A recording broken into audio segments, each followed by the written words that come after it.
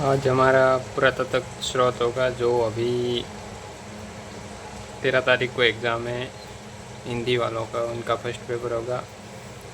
First question, अभिलेख जो प्राचीन राजस्थान के भागवत वैष्णव संप्रदाय के प्रभाव की पुष्टि करता है। इसका आंसर होगा गोसुंडी अभिलेख। दूसरा, गोसुंडी शिलालेख स्थित है, ये चित्तौड़गढ़ में स्थित है। राजस्थान में संस्कृत का प्राचीनतम अभिलेख कहाँ से प्राप्त हुआ है? ये गोसुंडी से ही प्राप्त हुआ है। कौन सा अभिलेख महाराणा कुंभा के लेखन पर प्रकाश डालता है? ये कीर्ति स्तंभ प्रकाश डालता है, जो कीर्ति स्तंभ राणा कुंभा की उपलब्धियों के बारे में बताता है, उनके ग्रंथों के बारे में बताता है एवं इस प्रस्तुति में चंडी शतक, गोविंद गीता का टीका, संगीत राज आदि प्रमुख ग्रंथों का उल्लेख मिलता है। इसमें कुंभा की प्रस्तुति का अनुभव व्रताचार्य, हिंदू सुल्तान, राहे रायन, राणो रासो, साप गुरु, दान गुरु, राजगुरु और शैल गुरु जैसी उपाधियों के बारे में भी वर्णन मिलता है। कीर्ति स्तंभ की प्रस्तुति की रचना किसने की थी?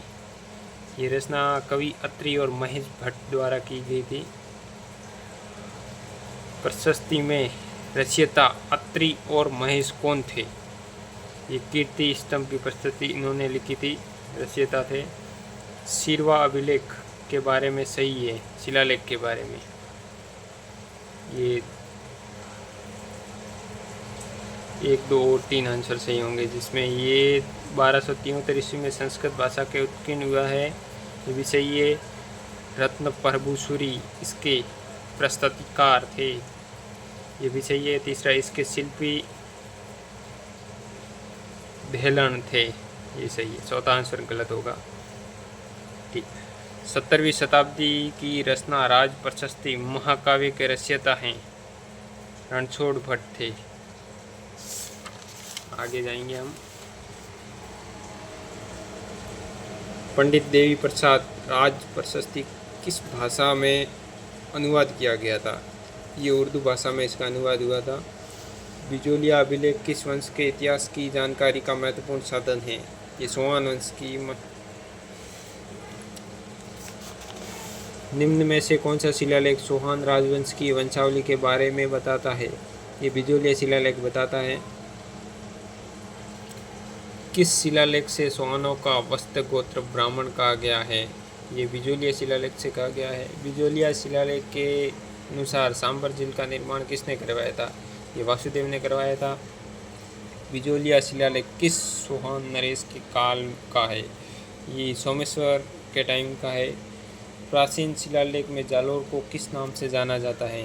ये जाबालीपुर के नाम से जाना जाता है।